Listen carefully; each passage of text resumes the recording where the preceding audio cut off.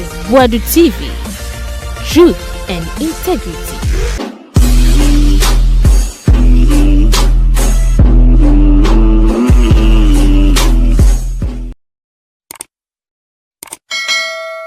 Before I open your man in one show out, they can't. Because I will crush them. So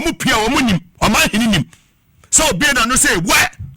Asembeba, a criminal scene that Ameuda supervised in Tolebu that you are bringing him to Ghana. Ebia 2036 or 2040. Mo wenia, mo be frame is a memra meba. Then enedie forget it. Say Alan Chamanti decide say one day one year didn't be will come back to NPP and me. I will officially join NDC. Hey, Hopeson Adorye. Hopeson. Not just say Alan Jano call NPP. Hopeson say Obe Kwako join NDC. But NPP we need power 2036 with 2040. The no more sombra dia Obeko. That means he say Hopeson Adorye still na anyone at you. Akwana anyone at you. Ana mama baye on no papa sanya or social. Oye campaign pan so mama hama. Na say campaign oye odi movement for change a movement for change na no say campaign. NPP no pursue to omufi abemu onu anu nim say nya de alam beba.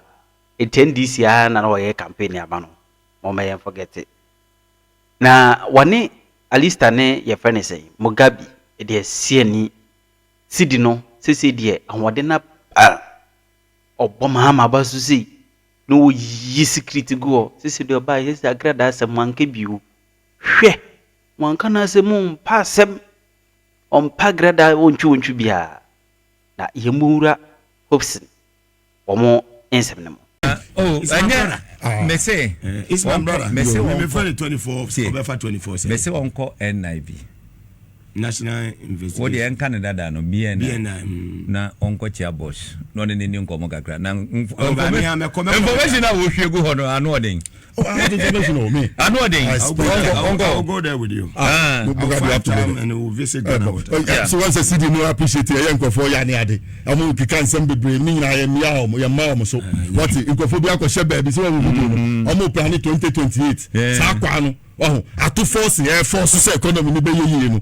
onu afenyo mark no ti ba bi mark o so onye jo mama o ye jo o ye fie jo pa o ye kolo jo chief examiner o ye fa o ye kolo jo o part say no nim so bi twa video onim no nim no we ye pe wasem no nim we ye pe wasem no ayi meeting no cause NPP headquarters they say nim NPP headquarters ya de numu no ko holding komo enya monten ani afidie no ne de na to abonte na wo hwe de we ano se kasa na ne di me na ne se ya dia no ni mpa anko nkasa sa me se e dia pa na wo sina bibia e okay de no no obo se ko anya no blue case afa ni na blue case ade de minti binga but blue case de pesa be ni se ndia matuto ya e dia pa na MPP for be lusu e dia Nema tutu ye de mo. Nema tutu. Eje se wo mu, etutu ye magana fo a.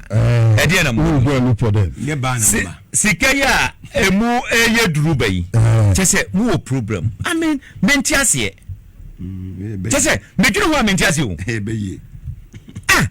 Yes say ya o da bi entimenye. Say entimenye. Se eye ye nsusu a. What che se o problem ye de. So onu entimi anye. To one went to Media. That's the black man. Obi $10,000. Eddie Akokwanso. Akufo-Addo person. Now we hear 1.7 billion old cedis. 70,000 Uganda cedis. So, no, the assistant just $10,000. We hear less than 100. And then, after within just 5 months, so who pay the same 10,000? Who here just 100,000? And that's 1 billion.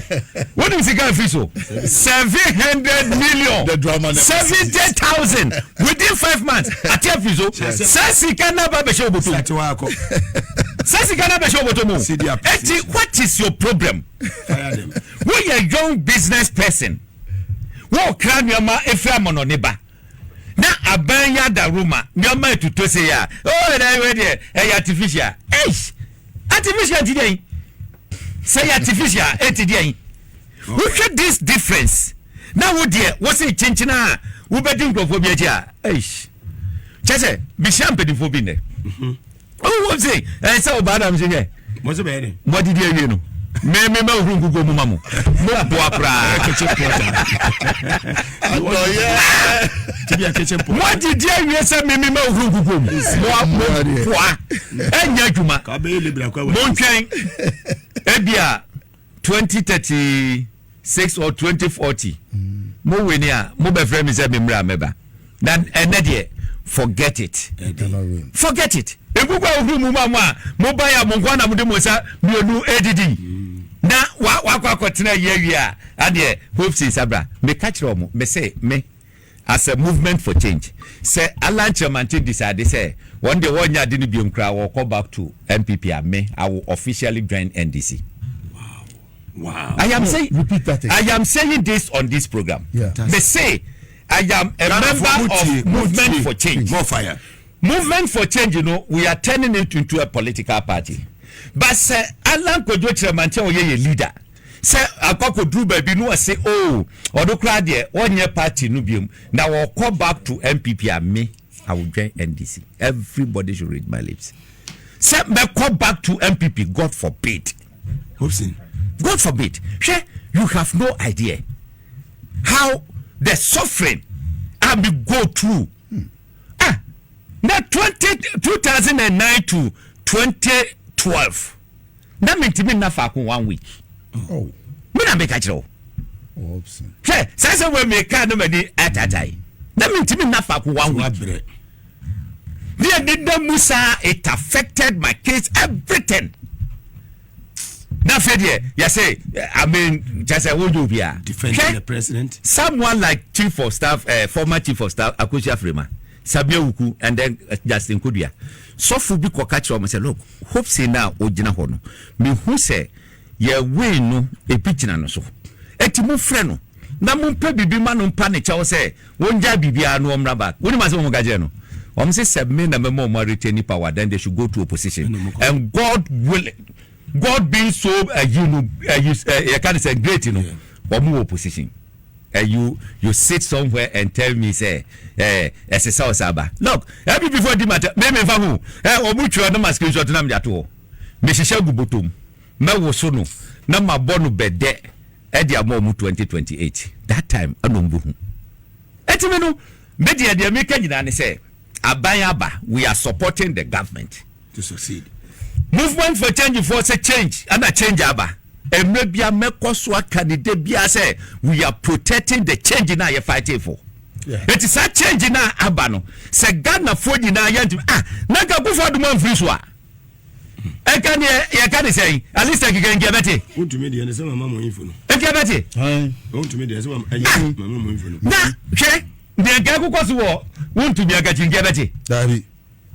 Nyama eba be pie no me se Ghana fo be hu say yes change na eba ye no ke say e proper say change no eba media within this short possible time I am the past President Mahama eyi ba umiano say NDC government should show just one policy I don't say any policy and just one policy na obe show no no person what say effective leadership and decide we aba say who honum na say only leader bibia jinsam but say who effective leader no timika cho say this is the direction na fe obia enya gidie was that direction no I can tell you say within the shortest possible time no na ma betima toto yi na those days na che say what honum one the over one say yes ye kwakwaji bond na yakọ eni yi ye kwaji bond nyade na manfo nyo mo cat che say o mo fa ho say dwadifo e de na betomu e de na emfa wo mo ho but this government is focused and then look share the question no within this short possible time that dollar from 17 cedis to 10 cedis share make us assemble I will fidie bi so say John Mahama enwie the 4 years no a dollar do betima about 5 cedis. Now man for here. Within 5 months, from 17 to 10 cedis. Should tell you say even 4 years, end of 4 years no grano. What?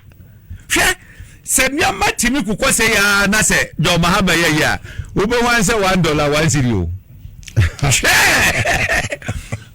Na eyeden eye hihye se pressure ni wa yusu a I mean ebetima ba ma wo mu nyina ho de abeden abeye pe but you $1 eye 1 cedi sadje we ba ade na Ghana yenya enti MPP omonye comfortable with the way enema ekoso agi honum hwe ba umi ahun se oka aba we dey say ebe you ti oka theory yen kenkan yen cambrofo were excellent. What are they? Obiabu kunu no hwesisia no okatumu a obetima kamu nsem nyina akwakosi. But how to practicalize it? Implementing a financial problem. A problem. Et obetima cambrofo no kama. That's what the shedding say. What me get? Because you see MPP angasa no well maybe yeah share the BC because enkantisa enka how say baby ayadri na chinchina chese enye enti wo hwe nsemo a ye president akaya wutim hu se wote ne wo kan se so ho ne ate no wo hu se the experience is there wa wo hoda wo ba ye no bibia wo ye bia no wote ase enti no enye enye afi na like oba beye bibizo yenye say hwa na se bibisa na wo hwe physical discipline a wo kan ho asemi se nyankopon ya adom na se omutimi so anu ya enu anu no hwe aban ewuska saban ka se won konko bobosia na to a wo jeje no ye be use ni ye a ye betimi a develop this country pa but adenti ananipa baako ebe etima fasika boom no dia kwakoto na account mu obetima fasika boom no dia kwahye ne mpase obeto fasika boom no dia kwakoto dan edi ne kai kan wo keka sa ne mani nyina boom a na say ya adwene pa say ya be develop this country ya be develop so on yet no share the difference between before and mrofo wonim the difference no broni ekọ aban mu a wo kwose wo kwogedin wo kwakosom agidin no wajadin ato wo se nipa si mesi na ye sei bibini susu de okọ aban mu a okọ akopesika edin na wo beje no emfa no ho eno no the difference hwese last number obi di nkomo prime minister of Netherlands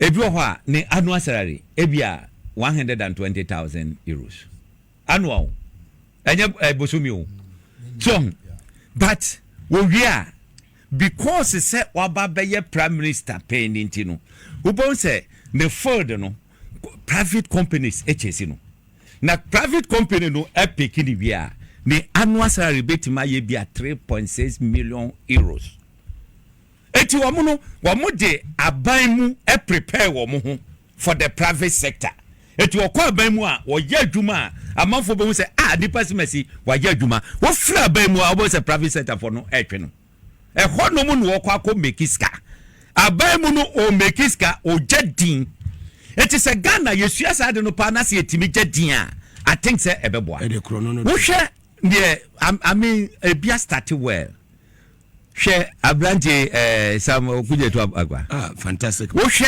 adwuma wo ya wo America wo I am praying for that young guy I am praying for that young guy say nyankopon nya nadom wonyi ye kan say temptations ne who test ne trials ne nyina wonyi free na kwam very good you see it's working you see ye kan say emfasodia free that area ebeba wo fa young guys look when Mr. was suffer pa John Jinapo. What do you mean? Was suffer because baby okokodru ye no. As ye di na sham na donko mu. No. Na all struggle say obebasro. This week obeba. Amanfo egu ground ho no mu na wo mo no eye yi ko no. Wo no sham nam afa nu oba. Eja na amanfo kata look.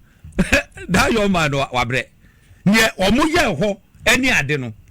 Look, why Unim destroy the hope. He's doing well. Excellently well. Ye empire infantile nachi. Send ye beya. Ndiama ebetima eden ebetima to yenti Ghana for ne yeka nyina ne say wo share the cedi appreciation against the dollar media memi ogidie look then say a policy for big cooperation about 10 next month too yeah what's that June about 10 oh yeah ebeba tuma kama na say what 10 point something no I'm say about 10 at 10 say yeah can na was it 10 na they know what 10 did that also got 10 June yeah baba na ya ko 81 no baby am for aboka no I didn't necessarily more muntie ni am for you know mo ente esonte mamo nkasa mu ye bibia breaking no baby mo man ente sa ebedu 1 cedi a do 1 cedi so on that no yes then say a policy for cooperations be wo can say Asankraga area. What's the region? I was shocked. One person, 94 excavators, and a police for me. I pick it. CZA. For one person, one company, 94 excavators. One must stir a British and Can you imagine? Mugabe, Nipa Bakupe, excavators Baku 94. Hey, Ghana. Moma ye home so na me ni say send e tie bia no Ghana e be koyanim so on e tie no ede wo hwe send e ndamase ko chama wuntumi ba be report na mfo di na chi ni keka ho be say enya suade emfa mu bia because chama wuntumi ka say o ebra GM power ye kan say the first time Oba Ashanti region just a national security for na negotiate and so am mo kwan am aba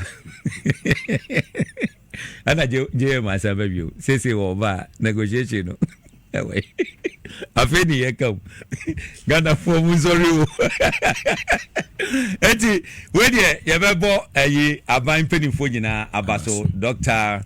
Asiama Dr. Atufosin and then the young lawyer Sami Jevi and the team in fact and yes sad three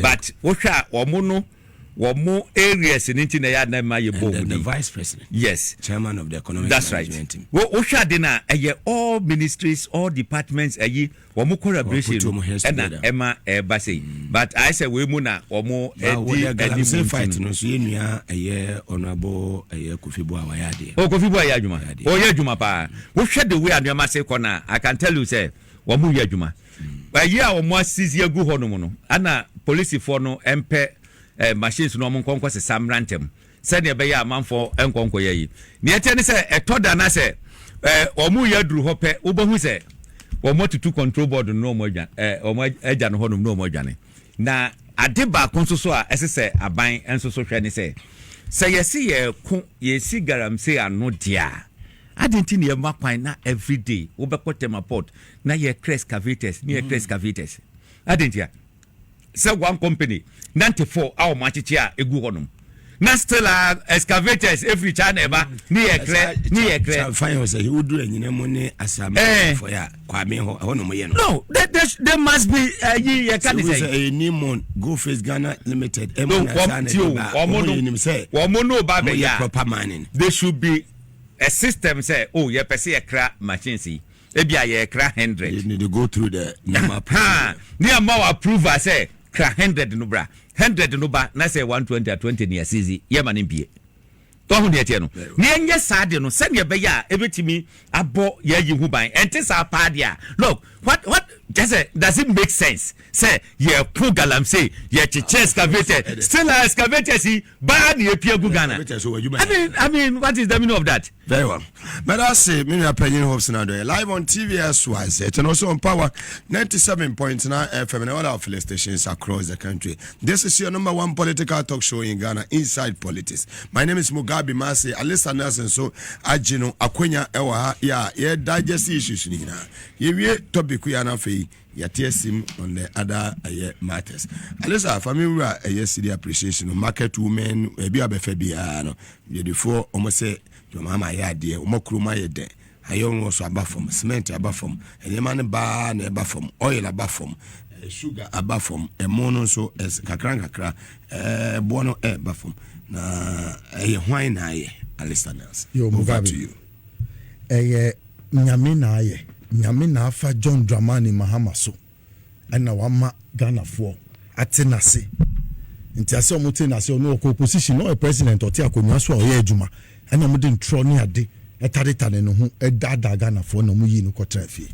So as he went home, he took his time in that 8 years to understand the economy and how it flows. Economy na yekitano Mugabe is mostly controlled from outside. But you'll be able to scheme your things in such a way that you'll be able to benefit from the fallout on the international scenes. First, Osha, how he managed to assemble his team. You understand who he put in as finance minister. Osha Atufosina, now Osha Kenoforiata. 2 different characters. You cannot compare them. One of them belongs to the Azan lot, Azan criminally minded lot, and one is sincere and honest to the principles of economics when managing it. One of them is a theorist, knows next to nothing about economic practicalities. The other one, he had been deputy minister before, so he understands the practicalities of the economy. Mugabe, those are the 2 scenarios. So sincerity alone and the understanding of the job alone brought us here. They talked about Trump and his wars and other things. But if we are not positioned ourselves well, we will not benefit from any war which is outside there. Because when Trump decided to fool and the currency of the world decided to shift to gold, we were here. You understand? Wisdom was ringing in John Mahama's mind. And then he decided to go ahead with some policies. Let me tell Baumia, he's not the only one who has gone to school. And I hold my first degree in economics, and I want to meet him in a public debate. I've told you several times that guy is an empty guy. He knows next to nothing. And anytime he gets the opportunity, he wants to face the camera and talk blah, blah, blah, shit. He knows next to nothing. Mugabe, when you're talking about policy, it's not only monetary and economic policy that will direct the currency. Let me teach him. One, when government came in, we put in regulatory policies. Some of them was to stop galamsey. Yes. And in stopping galamsey, we went ahead, you understand, to also do something we called constituent policies. Policies that will rationalize a certain sector. So when we banned galamsey, you did regulatory policies, constituent policies to form the gold board to rationalize the galamsey sector, small scale mining, and benefit from the activity of mining in Ghana under the gold board. Then we went ahead to do distributive policies, like abolishing the e-levy, and did redistributive policies, like abolishing the betting tax. So tell that young man, Dr. Mahmoud Baumia, I would not call him doctor, he does not deserve, I will teach him. I am a professor, I will teach him economics. He knows next to nothing. He should keep quiet. He was part of the crime scene. He was a major chunk of the crime scene. He came to describe the members of the crime scene as solid waste material. He stood on TV and mentioned their names, like Nanaya Osafo-Maafo. Nanaya Osafo-Maafo has no credibility when it comes to economics. He knows next to nothing when it comes to economics. J. Kufuor sacked him when he was Minister for Education. What he shouldn't have done, he went ahead to do. He was sacked. Senior minister. But yes, what did he bring to the government? He was part of the crime scene. One confirmed a man, CEO Snadi. Shadi and Banu Nanko Babaye was snakes. He was coming to sell our hotels to Bernard Champon. You understand? So, if you look, that's what I told you. The policy pursuits. Yes. Yes, the Yenyoma Basa. So the policy pursuits of John Mahama, you understand? I talked about the regulatory, the constituent, the distributive, and the redistributive. It's not only monetary and economic policy that goes to hold the city. It is these things. Until he should come, I will teach him. If he does not know development policy, he should come. I will open his small head. Hey, please. Sorry. Mugabe, here we are. The gold board has been formed. We are rationalizing the gold sector. We are making ends in the gold. At first, the Indians were taking all the profit away. All the profit were leaking out through those people who were in the gold market and buying from the small scale producers. Today, it's gone away. Listen to John Dramani Mahama. With the falling of the dollar against the cedi and the cedi appreciating, he comes on air and listen to what he says. He says that they are in a problem, but out of this problem, they are being innovative to solve the problem. So he has outlined 8 things. He talked about fiscal discipline to the letter. Before they finish the IMF program, they will not go recklessly spending money. They will not do needless projects. They'll go by, pen to paper, discipline. That's what he calls about. He's been there before he's done that. Yes. And then he talks about projects that will be innovative, like PPPs, self-financing projects, self-paying projects. And then he talk about funds. Look at funds. Obi investment banker, who is on the run. He has not come. It's May. End of May. He has not come. He's on the run. That guy, an investment banker who became a finance minister, he decided to dissipate all the money in Chesi Bar, Sika idea see a chia so mine, say Yakwa Huchiremua, to say sinking fund, to say NHIS fund, to say stabilization fund, to say district assembly common fund. This man, he decided to empty the coffers and then even give the coffers out. Or hedging investment banker. What drink was saying? Nipa. We did 9 million, is it 9 billion Ghana cedis? 9 million new Ghana cedis.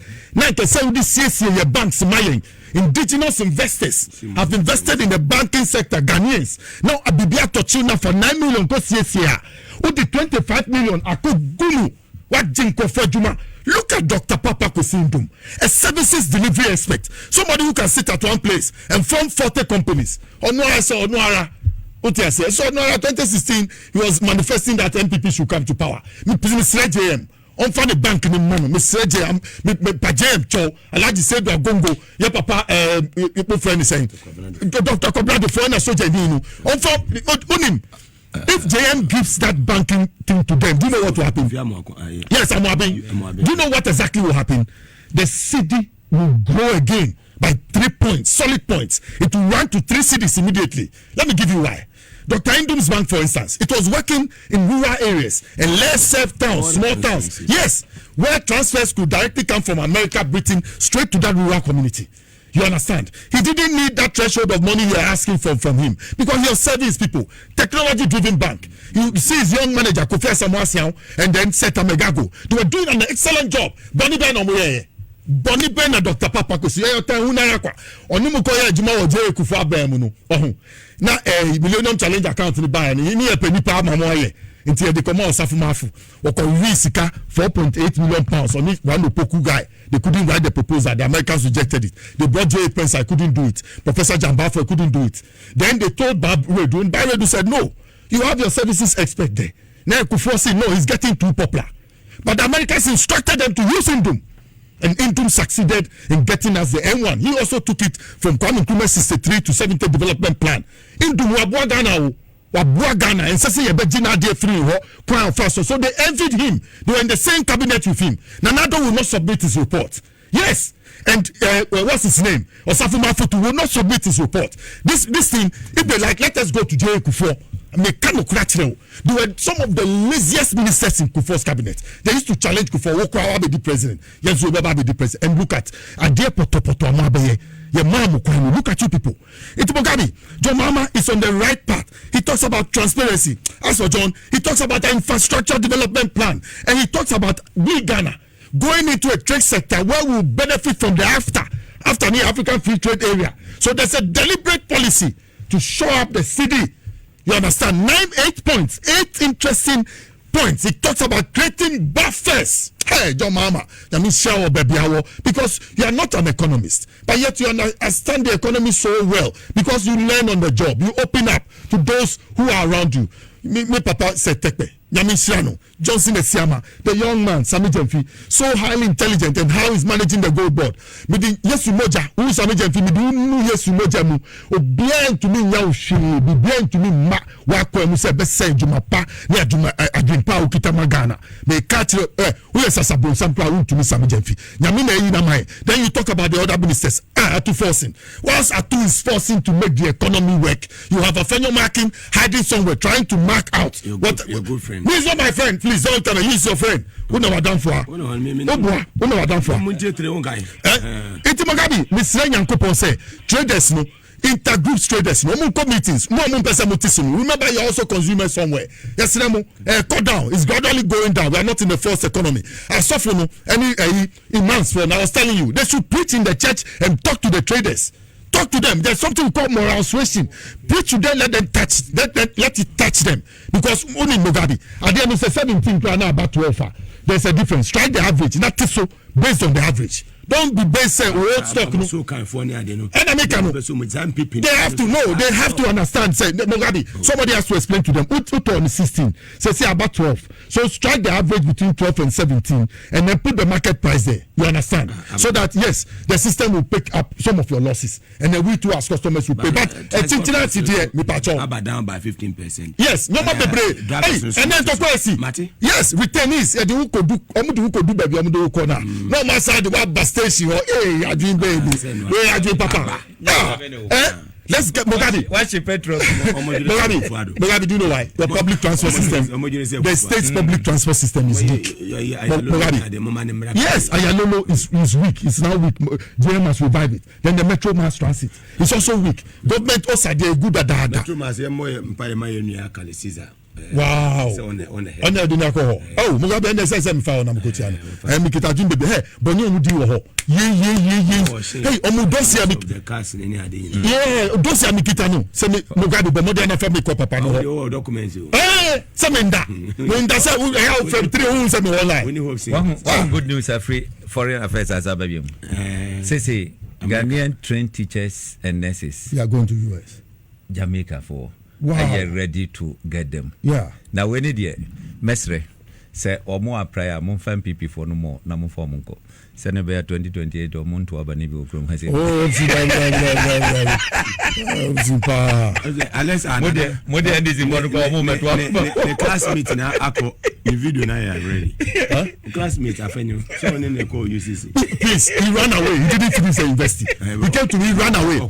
Please, I beg you. He's not an alumni. Don't go and go high University of Cape Coast. Today we are one of the top universities. When we started with the 80%, many people couldn't stand the pressure within the university. You go and write your IA. We didn't call it into assessment. It was class assignment. 40 over 40.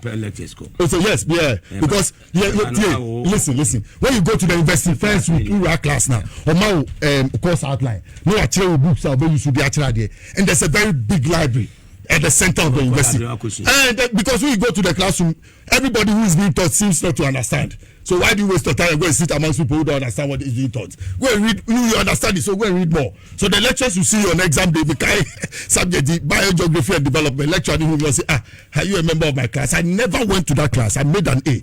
And yes, no, you have to find a way to solve your problems. You understand? Like Afenyo, his video is ready. I never entered the biogeography and development class. I made an A. So many of the courses I didn't go. Final year, say most of it I was in Accra. You can ask by international finance bank. If I made A's, it's not. And yes, me jam and and I'm a tea. You can call from my. But that guy he ran away. At the time we were learning, he ran. Even when we were not. You know that. Pecha or the form team. But you are say I am a bow. Hey, we see the roommates in Ponu. This time no more didn't free with the Babayan. To me, Contonchi said you should sack him from the room. And then he's helping you people. You rather you people are benefiting from him.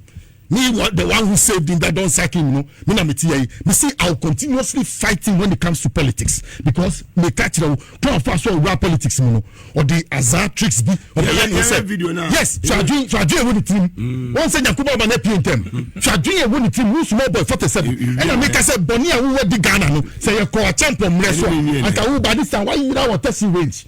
They catch you as empa. This time why you know a champion Bonnie Ben will be here.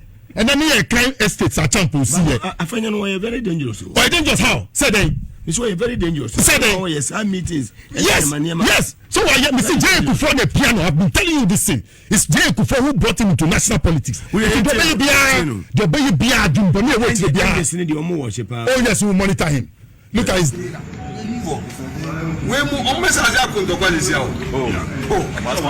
will be shocked. We say you are a prophet. They will start from look every single thing. On what against here, you realize that they would even do worse things. So you see, what's the say we shouldn't fight among ourselves. Not at all. Yes. We should hold ourselves together. We shouldn't we fight should be among wise. ourselves. Yes. As someone okay. Yeah, very serious. What did you see in the interview with KSM? Yeah. Program. Yes. What's I remember. What's the quality of young men who have gone to school? NDC? Yeah. Share. Wuja omwa. ni omo be ye no anhwe omo ma power biem yes eti etoda esese omo she that create some kind of tensions in problems ma deliberate deliberate eti ma enye obi anwanwa se etoda na but he has been exposed. Oh yeah, for that one there, he has been exposed. His own people recorded him and put it out. Yes, the second year Babishia, who share you can say Chief Justice in Sensum, Utimu say a deliberate. Or much that just to waste our time. Just to waste time. Yeah. But you see, the constitution is clear. As until you for normal hot one, committee normal hot one. They don't. They cannot. Yes. Yes, they cannot. It's Omunya Jumanafe, one fire recommendation. My minute Nancy, I know to a transit or one year to a call. Let us say Bibia to my day, because you see, and since he has to source uncle for which. Look, you're too about more. I am almost space too much. The thing is that 1992 Constitution, Ghana, a president there.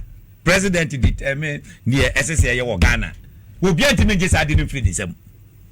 When president says he said, and then my TV bia air. Who dare you say Woko air? Why? What I say? What do they control Bibia? Etino ma or ma crime or Montie3 is a munachi. No, it shouldn't be so. Ma or ma crime, I'm a Montie3 is so that you know, eti ni omu ye nyina no what you say that is look realizing say say sa dream die ni ade ho prosecution chance ya enje easy asembe banti no ane yenye nadan akufado parki kotu or parki kotu amanfo kan ya now Supreme Court 14 people were no including Tokono no emutu and ye outside Akufado 12 na kanyina Akufado na dom kogu and no doesn't matter do so neteno we judge the law is the law I didn't hear Hopeson the kita dey we say that be medium who say kita no I will be who say kita me so neteno ultimi nya hwehwe but nipa no betna se ayen hyehyeye no ehu hia pa o hwe enya by mistake 1992 Constitution. The three arms of government, you know, as I say, in Sawosu, DB, executive, the judiciary, and General Lawrence, Parliament, Speaker of Parliament, from Onwani Party mu NAD. J. Ekufoba, Speaker of Parliament, from Onwani Party mu NAD. Ekufado by first term, ni party mu NAD. Na sabe, pese minkuminyanti, edru baby no position abedi. Do you know why? I don't know. Who go for say? Nipa si mesi yempe no. Ye Freddie Bray, mufa Freddie Bray mbra. What's it chinchina chin? Michael Kwe so so tia tia ngofo bi na so. Anna parliament wa be 137. Your to be tia na so. Can't you think and say hey, I did wait here, man ya ebeti ba adwene. Etimi tie ne ngofo no ka no. Was it the big chinchina chin? There was no say what they ba no. And one or they ba. And etenie. Now, etenie no so no Mugabe, I can tell you say aboa this country your constitutional rule no. Aboa papa. Am you who say hey, sa ye kodi say ya ebeboa yen. So net no. Very well. Egumu sa ma ene John Mahama ba yen. Onwani party ni Anababe Speaker of Parliament. Ghana former no overwhelming majority. Share NDC for be 10. Cry yare no mu da fie no mu ma house a ombetima pass ni omu pebia. So enti ye besre omu me nhwe na bibia entimi entutoye. Na ayi ye ka de say Toko no fanto aso prekwa na. Ebeba no. That's right. Alisa akra me na fe me nko emrana media me catch the afenyo marking so on to me hu bia wo national politics mu and on to me the bia no gina no e your mind through politics and they akodu ho nkofo bi na bie key man J Ekufo gave him contracts to go and bring in sewing machines and then to go and bring in hair dryers at the time and no support him through Rashid Bawa. They gave him loans from the bank, started Chartered Bank, he started Excel Ghana Limited. Let's deal with the video. And American, so it is the state, the opportunity this state has given him. And what do Pempen so we? He shouldn't even go and sit somewhere secretly say or no, or plan evil against this state. It will come back at him. I'm telling him. Yes, yachu. Adia ukitano. Look, NDC for Montie3. Omu pese we should fight amongst ourselves. Memma obiani nku NDC party mu. Say obi yanya obi appoint obi akobabi. Obi so nya school feeding project. Obi so beko YE. Obi so beko women's banking. Yes, we can go. Yenyina benya ye chefa wa ban mu. So we should wait for our time and then be resilient because no more here, no more say nyoma, you understand? And then almost say adwe wo mutrim say jam o free wa 4 years spend there will be confusion in our party. Inshallah, Nyakupo yi confusion spirit free NDC. Kedi upon Nyakupo me say yi confusion spirit free NDC. Na for confusion spirit go NPP mu na titi omomo 38 mu kwasa titi. Mugabe, we have leaders. No, listen, there will be no confusion. The leadership change. It will be smooth. Na ye near 24th July na ye papa Professor Mosu call ninchi. Boko and what happened? When the name of what's his name? Misata was mentioned, did you hear any noise? No. So the party has a plan. We have a backstop succession plan. They will know who is right at the right time. The leader will emerge. I know Nipa obey the next president. Mugabe, you don't Kasabe Briti, the all kind for Ashanti Mugabe, we have to go back to Ashanti and then reiterate the issue for the Ashantis to understand. Say this NDC that we have. They are part of us. Rollins no, JJ Rollins not NDC no. Nefruma, Nema, Ewo Akuma Dine. What did they make us say? So Rollins is a shareholder in Ashanti. It's member to NDC as a gem cry in a day. We should be part of them. Send a Musibwa 2024. No, pushing call and in 50-50. Thank you very much. Listen to what Ghana Water has just done. I've spotted a letter that they have directed the deputy managing director from Kolebu to come and head as DMDFNA. Me try catch say, Papa na no wo hockey wa bebesenu. Onu odi boni e wo Cape Coast, en ye ni free Cape Coast e de ni call wa. Inti nipa no be acting BBC inti nipa no be acting in kama na Abe Kono when Abe was living as DMDFNA no the director of finance Mr. Thomas Abobi Mensah and be acting here and look at what he found out that they were paying monies into private accounts with the NSB issue and he wrote a report that thing must stop. And there were other illegal things that were going on that Thomas Abobi recommended that it might be stopped. We are sure say MD no eno okofa nipa na wadi boni na wo no to come and head the FNA because he was a chartered accountant and move Thomas Abobi Mensah back to his position. Say ne kewa bebe say ko pensioner. Is it not Abobi Mensah who should come? Yakofa obi free Kolebu. Na nipa na wo Kolebu wo ankasa Kolebu wo ankasa no. Den na ho say na ho tie wo FNA.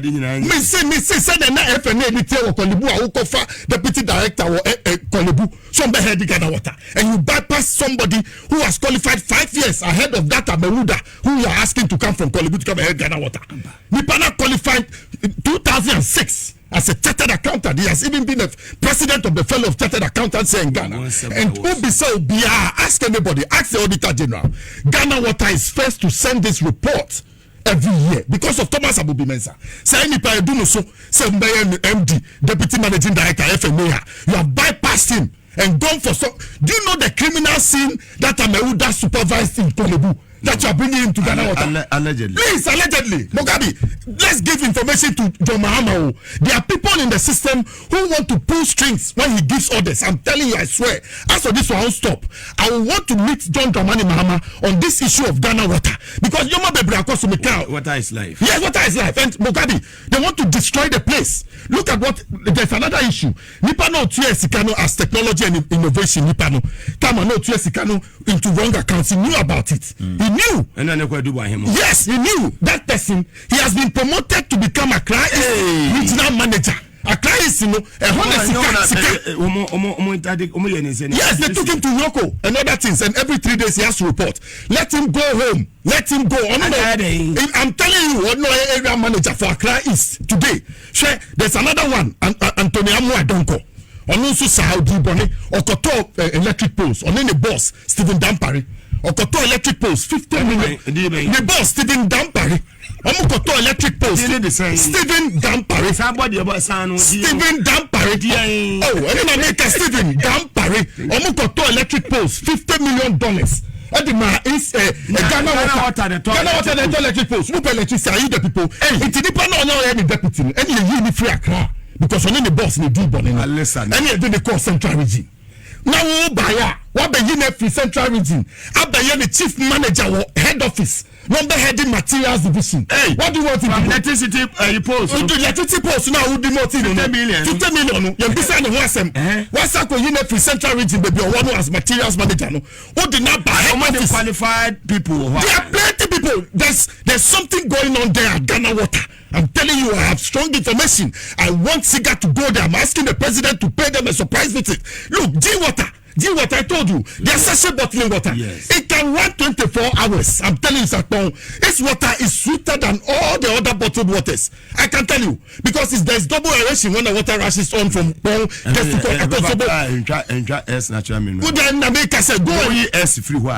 I'm saying that. Yes, so you take a G-Water. Where you see it on the market.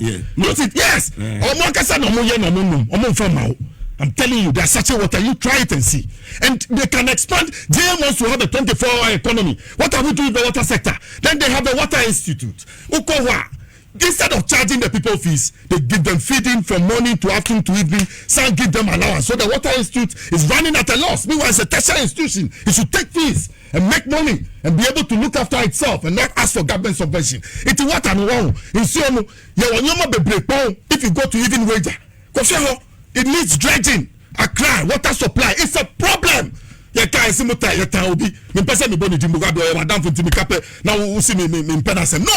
you have to if you get water right and you get your airspace right. Why? What is it? Now, I've tried to get to one of the board members, a respected friend of mine. Yeah, he says you follow. Billy Glow has been made board chairman of Ghana Water. I'm challenging him, Mr. Nelson. I'm challenging Billy Glow here that the problems of Ghana Water, if he does not raise his head, JM will have no option than to ask Siga to sell water. That one, I will not agree. I will fight it. We cannot privatize water in this country. Right. We have 90 water stations. Let's see approach to manage it. Until now. Program now, Papa, she's solving a lot of social problems in the national life. Into young person, and Mugabe CJ no, Unim constitution is Ubia, and also Unim law. Wabasa Bako to say, Niomana, see any cuckoo, Yamba in the public. Adiana's constitution, 146, clause 8, from 2 to 10. If you read it, no, Chief Justice, there was said that she's only, I think she wanted to test the law. Sometimes so that you would slow down the process and other things. Yeah, but it's clear. Yes, somebody. It's clear. That's why I don't agree with her when she says the law is the law. Okay. The law is an ass. She was writing it the way she wanted it to. And that's now you have gone on suspension. You come back. Do you know if you look at the committee? Gabriel Pamwan is chairman. Am I lying? Yes. Nyoma Bonio did deal. Tamano yes CJ when they were Nyoma the year things that they were deserving panels that they were supposed to be empaneled on. How you free mononym say omu de beye ni bi. She the oya domulebo. He thinks they'll do the same thing to her. You understand? That's a fear. I'm telling you, this one, it will be difficult if it's not 5-0. It will be difficult to buy for one. Very tight, Mikatilo. There's no way she'll return to a job. Ghana. Some 12 o'clock. Yes, I'm telling you. That's why we will seal the matter. It will seal the matter. One shot soldier ni Konu Wakatanani. This is in set. Now then, Omana Odia. Shasumamino. Eduma Shasumamino. Uncle for Bawakono. Kateka. Oh, but you're gone for good. Anti-way suspension. Daddy, that's to you. Oh, that's my opinion, and it's a solid opinion. I can give you reasons. More evidence is coming on. And look at the people who are facing here. Look at the petitioners. Look at their lawyers. You're talking about Tadia Sorry. You're talking about lawyer Tatu Chikata. Tatu Chikata, if you don't know, he defended Rawlings 15th May 1979. He has been around for a long time. He knows the nooks and crannies of all the laws. All of them. Yes. Remember when Kufuor gave him a pardon, he shut the pardon down. Take your dirty pardon away. He went to court and then he won his case against J. Kufuor. That's you're talking about lawyer Tatu Chikata. Then a young man, Vomawo. Interesting young person, yes. Upcoming interesting lawyer. So Osro Boni Awadi and these people are on Yankopon. The tables have turned. Oh, Pastor, your mom running down. Don't travel with your. If it's a private team, don't go with this. If it's a public team, don't go with this. I know a simple English. I know simple English. No atraso, no atamsika. 6,000. The amount about the 10,000 contracts to redesign courthouses and then create a lounge at the Supreme Court. No afa obaba. Why you be that? Why you be that? Oh baby, does he have the experience? What is it? Because he enquire. Ya chill the dia. To me, ya we no say one sign. Why are you? You know, one sign or no koya or vim to phone kuma. We see je now vim to phone kuma ya democracy mu. Now person call me back bin kuma. On say ya chill the dia. You caught. You can't go anywhere. This one is not a partisan thing. You resign to. That's disgraceful of her. Africa the young resigning. Law no chill 146 no. Process. Listen, so she will lose all her entitlements because she'll be sacked in the end. So she'll never get one city. Go home. Yes, in the middle of this she cannot resign. I even remember she cannot resign in the middle of this. 146 clause. Yes, 8. Yeah, Tino. Oh, are you sure you want to resign? Hell no, it is not. Proceedings are starting. What appear first one? And now appear now say oh please. So first day no cast idea and can you but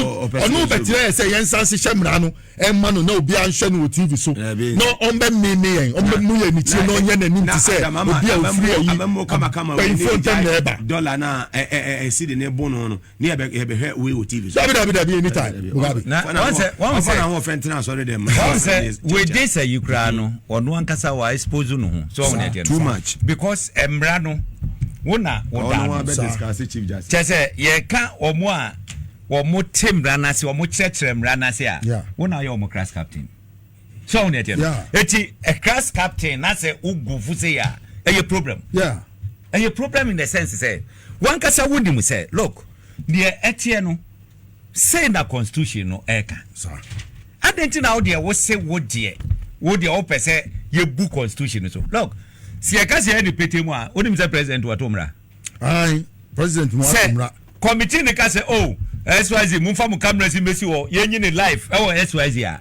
president atomra because the constitution no map answer say in camera in the minds of the framers of the constitution no wa mudi mu ne antia wa musi anya no in camera no look sansense mu a egukoi wa ma ba contract wa yesi wa gutua pedia ni ne say ye ka no obi ehwa na say ye wie na ye ja okwan se kofia I mean just say na nkrofo be hu eti ne se enya no kukuom report no balance say wo tra ho o de okọ ayikra na obi ahu oh former chief justice obi anim ne esi ye ben konko bia de look like public accounts committee ni de kai ka ho de ye na manfo ehunu ni omonye omo wo ko Nigeria na nkofo ebi komu ano mu collapse ni ade sabi na wo pa na adentia dabi na you see NPP for no a inform na ma chese baby a wadru no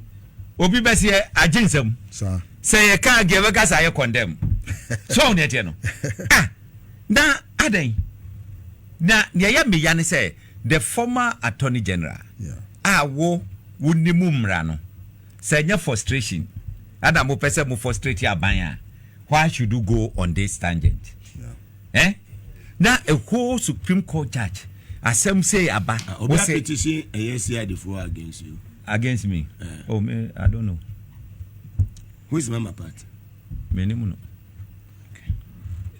no oh na say obi petition CID I say we anya yibia me ponkra meti mafa so omumpon ya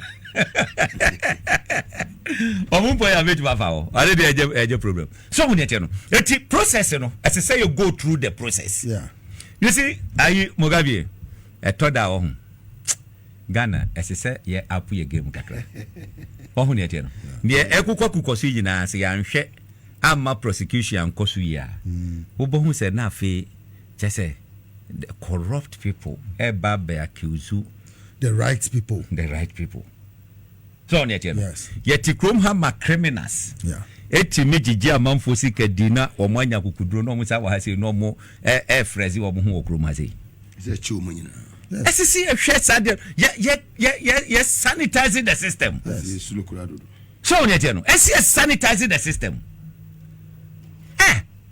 Eya dia yi kakra but ne nyina mu no ya de beka nyina ne say president won de won gina ne na so senior wa sha ase no man ntwa nani won de onko nani mutin no make sure committee for no so e de o asi ho no ne ade no o mo so nko na say menua adenta kumi last na me tu no fo am ga chen say ade no say wan hwe ni ya ho ye be piapia yodium look tamajo mahama e win 2012 akufa de ka say o accept results of court no komko national council meeting or airport view hotel hono enti ye nyina ko those days young patriot ye gina na so ye hwa da peni ba ko pie bae so simpra John Kuma Titus Grover Richard Nyama aduma ko ba fi otwen ko gina ho ade ne yese yenko je kufo so obeko enti esese mu make sure se mu prevent no o na peni fufura ba no abeka the same thing Shemu grind na nyumre no course top ayi for good is for o mo frɛ me no o mo frɛ we okay afedie ye de kobu boss wie ya me say take the grace of God say jeku for the chair yen kasembae etino say ye pia say ko ye bibia you careful that why you careful very well madam enu apanyin Hopeson Adorye ase na Mugabe Alista Nelson so ase emre no ayebe there be OSP no mayor atwam akwado mba there be one man second June that be one second June you people the guys run away Mugabe if you come to Apia said them and now we here third Apia said them and now we here third June Joanna so wo hwe life and me interest bia so area no mu because me to aba ho me baby am to aba ya amasama constituency me tell ka say so wa mo ye den oba wini so wa wini esama do agire me ka say mo ye dan me nua salam oba wini wa ye dan wa wini asem bia meka bia ebem and I say NDC leadership mutie ni ye mo anya very careful 2028 ayewa so central ebe slipo when you very careful adanse asokwa ebe slipo na samoto to niema yia sa two areas yi esema meka na mo tweto na mo de mo bua bebre me ba kwanya ho asem betimi correct the wrongs moko down na moko bisa mo fo waso to form BNI for mo gather intelligence enye de NPP enye de MP adan epe dia ebeboa NDC NPC ne bebele suro say wo bi koya MC ya next 4 years obe contest no enti no on premise anipa no wo boa no kwa obeyi na hwo ma ne nko and that is not what we are looking after.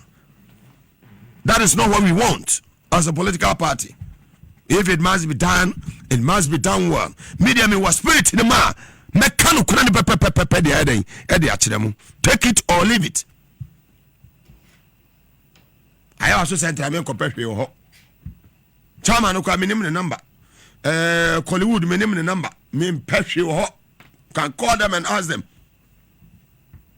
But me pese NDC di who do NDC I won't know NDC me yetimi come jail who do NDC I won't know NDC jail me kasi anu obiti no office munya ne sem hunu na okeka no o de me bo bebre me in 2028 de ka no me ma mu fa nya adwuma yes me fire without fear or favor and makase I will continue to shake the foundation without fear or favor. Me we adwuma we I pass me nije ho papa and before starting so mu ye de da voice ba ko a etimi shati o ma woni obi aye de Mugabe voice obi ani sa voice ni bi so Ghana anje se de kasa sheki a we ye hwan no de extra mineral water enso nyinu gu asam so pe wadum ja no otimi so biam da bibi besi me se bibi ye dai bibi besi. Yes. Yamwa John Mahama.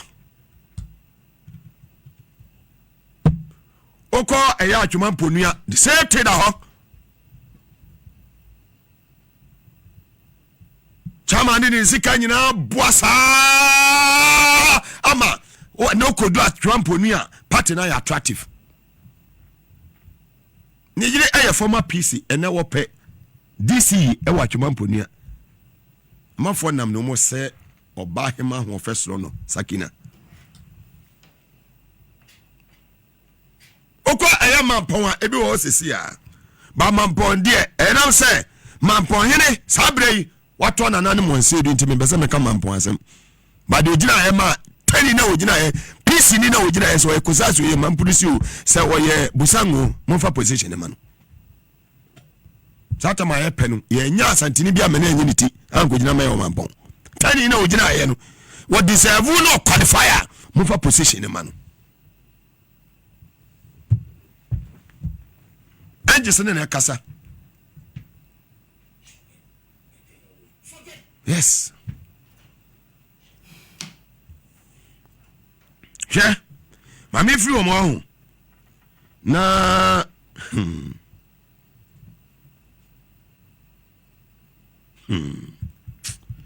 Ya semo. Kaswa won so asemo ho. Wọ́n sẹ́ baby ade be say fie bia mensa hom kaso anu bia anim hawa hositie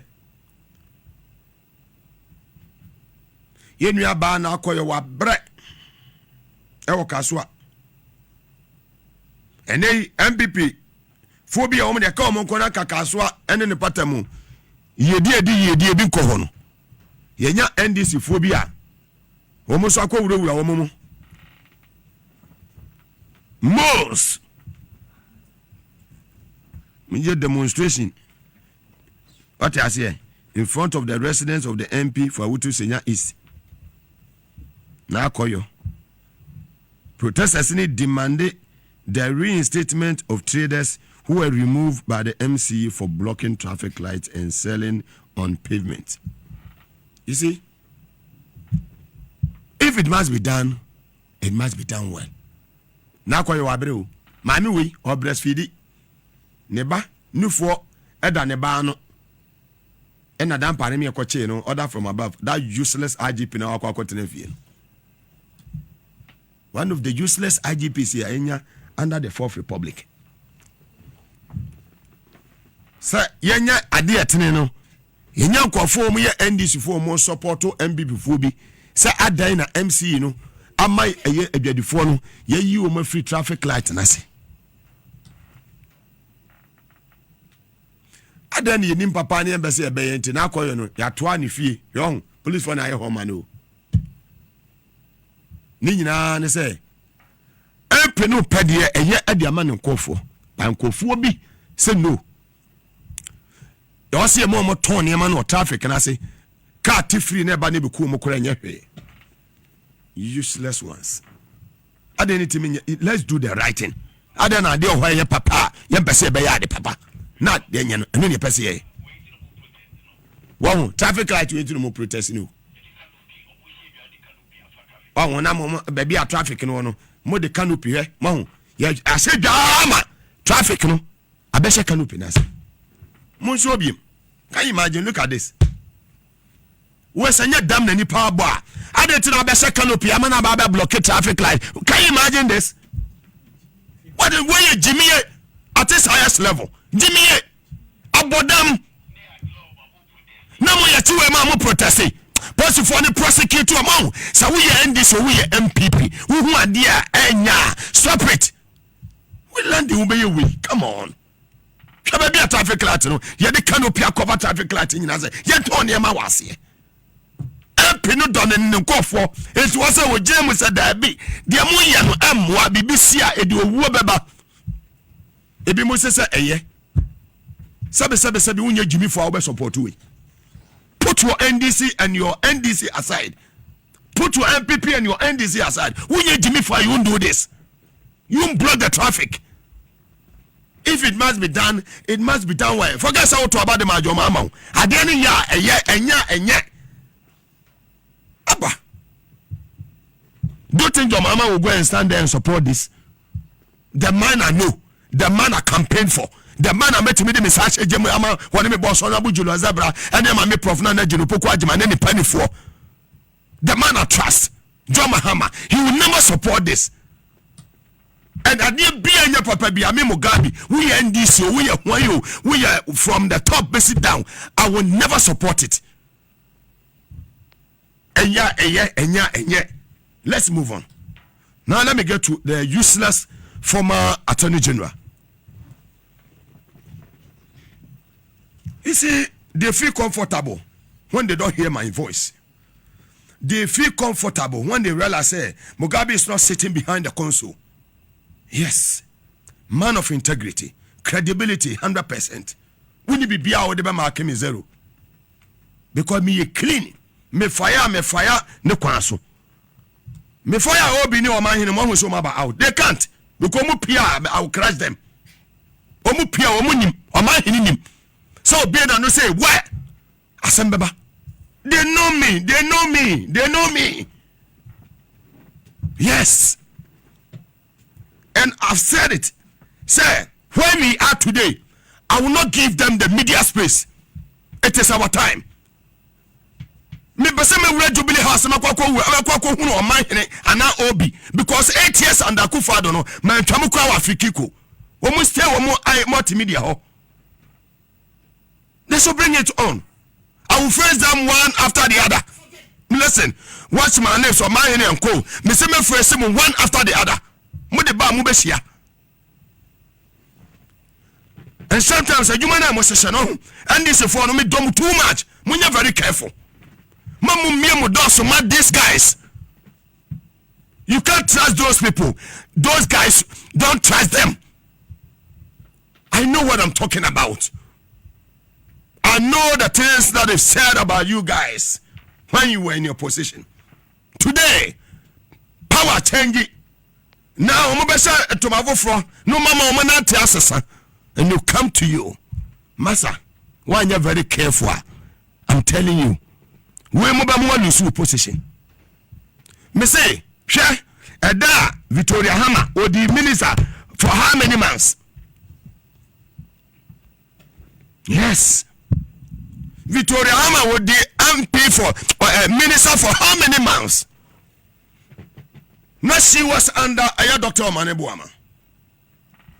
The day I was a man in the Jumatuano. Now I was with her. And Kofobia no officer Mobaka be a man no Ubia no she ho. Cause and the driver and his sister ba and another driver no. Was it the ones who 1 million? I want account to ma Obija. Unko you. Your man did enjoy a day at home. And the Diana sister ba. And this is for Mutiemi. Madam Motaso my hero. No mumbia modos ma. Kofu where did the time our NPP time 8 years. And now woman a pen now for NPP and this in penny for winning friendship. But we end this in no so NPP contractors no contract their man. Now end this in 8 years a biu. Utumi mo woni end this no. Mugabe man se me kasama me hu. Me se ewiase no ho. Ye wo journey bia, ye journey of no return. Wokwa ba bia kwakwa woni ba bia wokọ. Ewiase higher transit point. Ye be hwemako. Me mpede hwe wo wiase. Ba da bia no ho. Me do man we ni dogana fo, e do NDC fo. Nti da bia me prema manfo, me prema me ho. Ko me papa hu ye o ye luck kwase o wu Thursday after 7. Te na de che Friday no se hia no ka bia ko wu ye no ka me kwa me ye last born ka me koto ka me ko ne asie no. Yes. Ba o Thursday no onim de opeso e wo se mo de me kwa me pa people bia o me ba na won kran no mo ka che so de me kwa o fa me koboko. Yes. And I ask, what is the meaning? Almost one per ambulance and one waka no. Te me ya ne den. There be o. Na nyo no aka metiase. Ti wose me de me papa moto me pick up mu na me drive no 4 hours. Ubenya sa kukudo na yesa de no. Office nya kopon hire ni pakwa. me kasa Montie o me kasa NDC for Montie me ko me kasa na me ni dia meka fidia wo maso sum me ma wo dia ka to sam dia finance ya wana no cha na de sama me na no cha na de onya NDC ni me boa me se bu de mu me bia mo promo o ma hene mo ene obi mo fidie bi ebeyi mu no uyi wa no ba bia anya dan enye yie mo de ketua ho o mo baba ba je ketua no mo de akwaje kese me kasa without fear or favor they should bring it and I'll face them when it me kasa boni pedi e wo Ghana handsome for yes ye kasa Montie mo fa anya adwuma die no wa fa anya jomama die no ma fa anya jomama o ma ne wa de die no ma fa anya jomama ye kasa Montie die no ma fa anya jomama sameja video ne de jomama padi no wo de ache no ba wo de ne e bia wo no e ba poluwa no hey honorable Julius Dabra ne Kalisto so munim letter twere rough yes me say adwuma we me feel it too much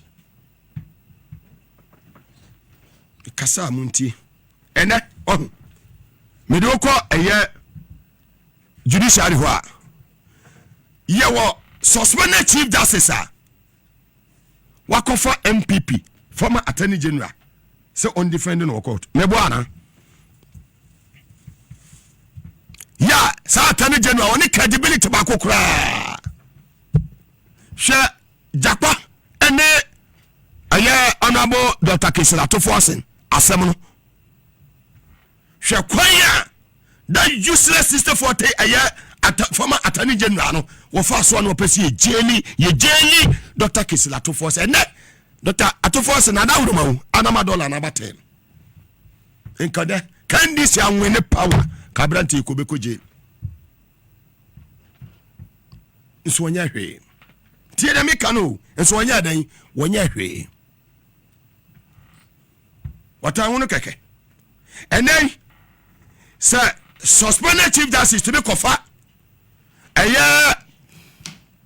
no, I'm making sense here. Listen and listen very well. I'm here to educate, to inform, and to entertain. So, suspended chief justice, Tokonu, or to be conferred former attorney general, so independent Wakwatua. Bisa won't say, what is wrong, say, Chachuchi Kata, and should be defending a petitioners now or more Sakis.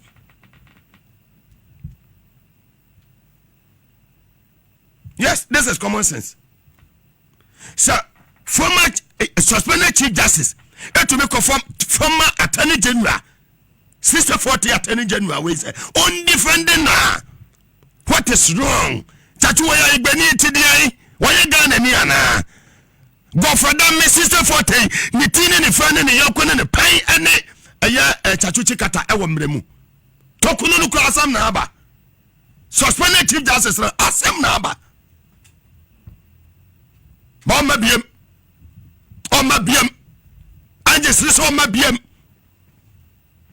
tiendei otwemanso and embrano so no according to lawyer Edu Gitamakulu no we say impeachment we no process na start on yadan on to me yadan e resign mani nyeye mi ni mumra afi na me ba law yes afi na me se me ba ba yadan me ba ba law mra de minim ba menya daje sua because sebe some funti useless caricature we credibility wo hin chachuchi kata de we known NPP na wo ye de wo fi party be mu ne bai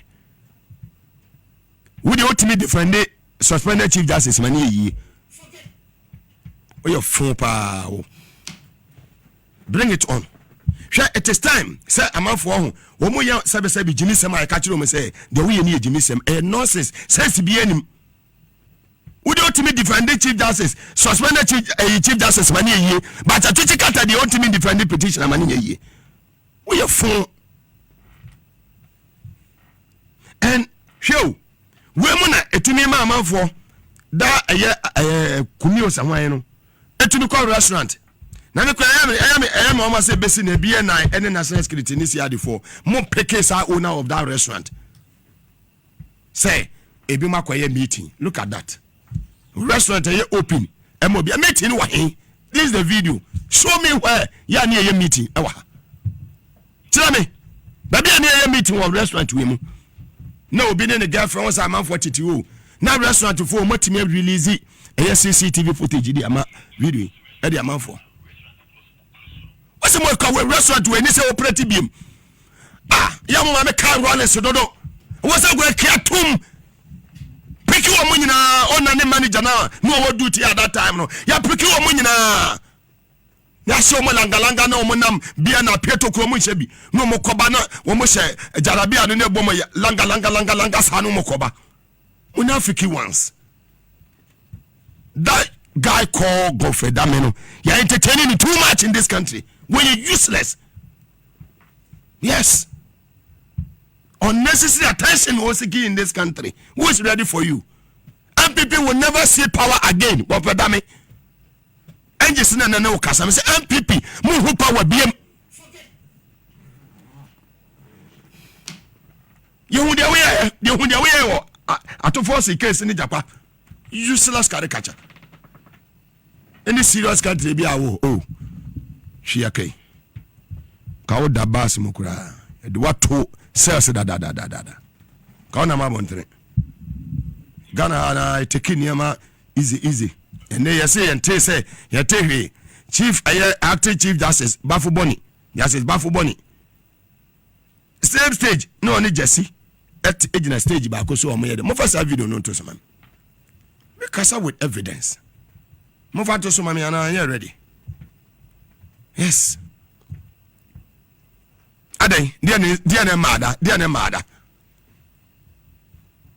My men of some mopa ammonia demonstration 1,000.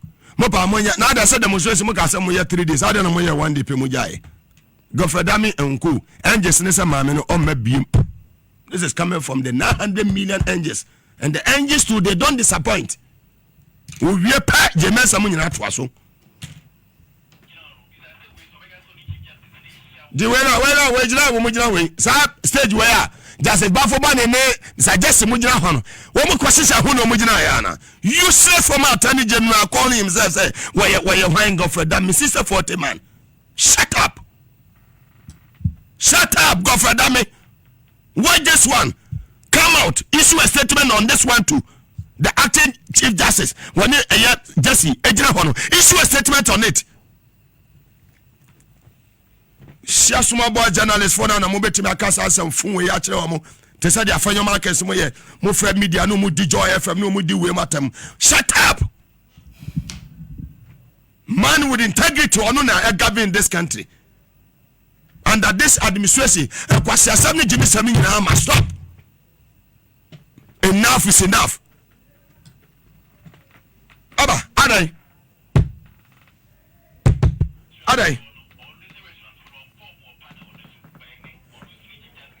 Who say one pet? Sanko for no our panel. So, do you want to just know why you're there? Toko no more interest in the say. Godfrey Dami, interest Ben NPP for any affair, Mamma Bongarat.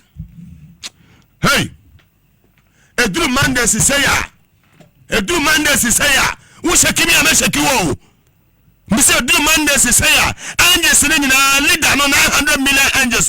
Leader near NG Gabriel. A do Mondays ya. And you know nonsense day. Yes. With the bar, me the best ya. Spiritually strong, physically strong. Me ya bema me ya better. Me sima wa umma biem. Me so tro me man once a wam. Wo kwa anu anu wo kwa. Wo ma back. Oba back ya do ba gina mfa won ko fie biem. Spiritually try. Mo twanwane na twa ne kokwa twa ne krama twa. Da bia so mete ase. Atankole ga biwe, atankole ga adowa. Atankole ka pawo, atankole ya adowa. Wona panga. Kwang be mila. Bama ba na kasa no menya obaba. Bibia me kasa obi ya dia mini interest bia wo ba bia me kasa na makasa. The direction just na be ba me no because me sorry am fa me cap nko obi ya so offense me ko obi ya office ko treniska. Me ko obi ya office ka just ba me fo no me kam. What domina what me frame me catch and say, oh, Mugabe Juma wuye. One of the national vice my friend Chama Banga minimum mission da. Tumuwa no asuma. Say Chama Banga say me mre fuel. Matra radio so da papa na say minimum no. National vice chairman of the NDC Chama Banga, God bless you. What you mean na honorable Nasa no afro Muga, how are you? My brother, it's been a long time. Yeah, no afa no waji fuel. Number that was it. When a man honorable Ben you no afro Muga bibia bako good. Yeah, no afa na waji fuel. Me for Sina Nelson. Me I said that na me fama. When a man Kumasi honorable Samuel Sapo se Muga Matisse wa be Kumasi. Misraw me fuel are ready.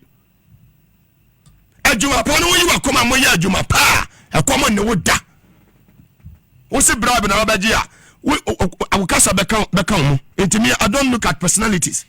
If I'm tackling issue or dealing with any issue, I don't look at personalities. But be a direction is me corner will go. I will not see me in the office begging for anything. Take your positions. You will not see me in your office begging for anything. Today is Monday. Allow my angels to flow without fear or favor. If it must be done, it must be done well. I said it when I was on Montie3 FM, when I was on TV Gold, Radio Gold. I said it. Yamu Misa Kodi, Office of the President, the man in charge of Air Diaspora Affairs, my good brother Kodi. Hey, Yamu Misano, I Jubilee House. Some Mugabe know what to say. Maybe I'll go back and check my records. The credibility is there. Go and ask Uncle Atuahoy. Go beside Uncle Atuahoy today. Some Mugabe know what he's saying. Go to Kumasi. Go and ask Dr. Kwaku Aten, NG Group of Companies, Angela from Adonko, the owner. Some Mugabe know what he's saying. Go to Kasapa in London.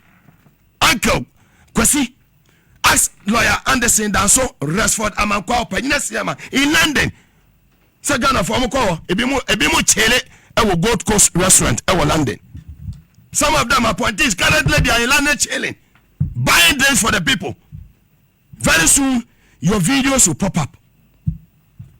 Code of conduct, and we see very soon your videos will pop up. Those chilling at Gold Coast restaurant in London. I'm sending the money to them. Their videos, all they are doing in London, the videos will pop up very soon. It happened to Sami Jeffrey, and he was fortunate. Your mama said me the acho ajobreo. Chief of staff. Today, some of the appointees they are in London chilling, buying drinks, selling drinks. My body natural Gold Coast restaurant yesterday and 3 days ago. I don't want to mention names. Continue telling. Shaon say who serve under this administration. What's all my near the Edaho? Don't think say you are in London. London where me few. I am the corner. Every corner. Diamutu amukanyina near the Funyine Breme. Say Mugamu Kofu into the two Sami Jamfi into no Makai woman to Mofu. Heading on Kofu Tia or Moye. Kofu so more Gado Munina, NPP for Munya careful.